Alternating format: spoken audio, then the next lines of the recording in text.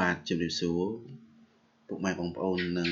សិស្សានុសិស្សទាំងអស់ដែលកំពុងសិក្សាស្រាវជ្រាវតាម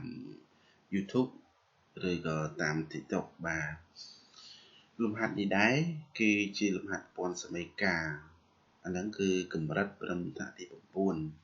ប្រព័ន្ធសមីការនេះដែរណាហើយប្រព័ន្ធសមីការនេះគឺខ្ញុំលើកយកមកបង្ហាញដោះស្រាយតាមវិធីជំនួសបាទអញ្ចឹងតើការដោះស្រាយតាមវិធីជំនួសតើយើងត្រូវធ្វើយ៉ាងណាសូមចូលទៅមើលចម្លើយទាំងអស់គ្នាបាទអញ្ចឹងដំណោះស្រាយអញ្ចឹងមានថាខ្ញុំដោះស្រាយប្រព័ន្ធសមីការនេះគឺតាមវិធីជំនួសណា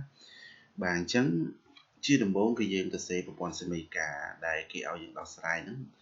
យើងទៅសេដែរមកប៉ុន្តែយើងដាក់តាមវានេះតាម1តាម2ណាហ្នឹងឯងបាទអញ្ចឹងដំបូងគឺយើងយកមួយហ្នឹងយើងយកវាមកដោះស្រាយយើងថាយើងតាមមួយមកយើងទាញបានអញ្ចឹងសម្រាប់មួយហ្នឹងគឺយើងយក x ក៏បានយើងយកមកដោះស្រាយគឺយើងយក y ក៏បានដែរសម្រាប់ខ្ញុំពេលនេះគឺខ្ញុំយក y យកមកដោះខ្ញុំយកមកណាដោយសារតែ y ហ្នឹងវាអត់មានមេគុណកុំឲ្យយើងទាញមកទៅវាពិបាកវាមានផលចៃណាអញ្ចឹងនេះ y នេះស្មើនឹង 2x ដក1អញ្ចឹងថាយើងធ្វើម៉េចបានអញ្ចឹងយើងគិតថា y កណ្ដាលយើងຕົកអញ្ចឹងវាមានសញ្ញាដកនៅមុខវាអញ្ចឹងយើងបោះវាមកអង្គខាងនេះមកមួយយើងបោះត្រឡប់មកវិញមកអញ្ចឹង 2x ដែលអញ្ចឹងមួយនេះវាស្អាតតែផលបូកអញ្ចឹងយើងបោះឆ្លងសញ្ញាស្មើវាទៅជាផលដកបាទអញ្ចឹងនេះដកបោះមកវាទៅជាបូកបាទអញ្ចឹងពេលយើងបានប៉ុណ្្នឹងហើយខ្ញុំតាំងអានេះវាជា3មកយើងតាំងវា3ណាបាទអញ្ចឹងថាយើងយក3ហ្នឹងចំនួនក្នុង2ចំនួនក្នុង2នេះយើងយក3ហ្នឹងគឺយើងយក y ហ្នឹងយើងយក y ស្មើនឹង 2x ដក1អញ្ចឹងយើងយកទៅចំនួននៅក្នុង2អញ្ចឹងកន្លែងណាមាន y យើងចំនួនដោយ 2x ដក1បាទ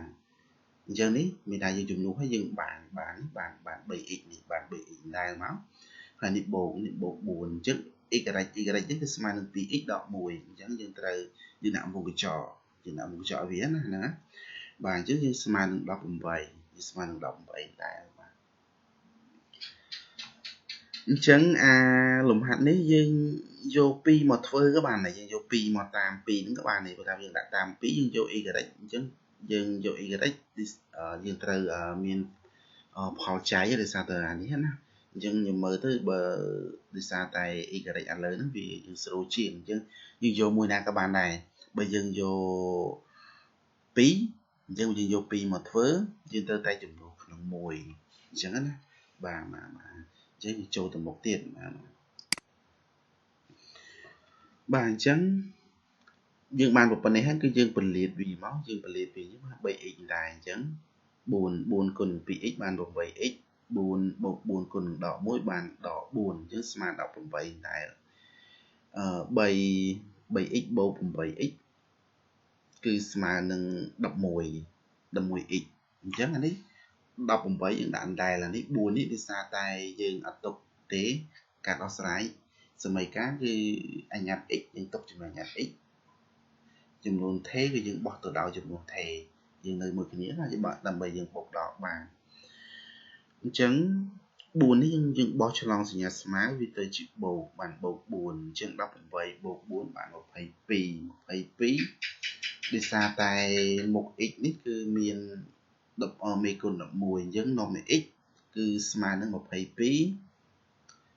ចែក11អាហ្នឹងយើងចែកមកបាន2អានេះផលគុណ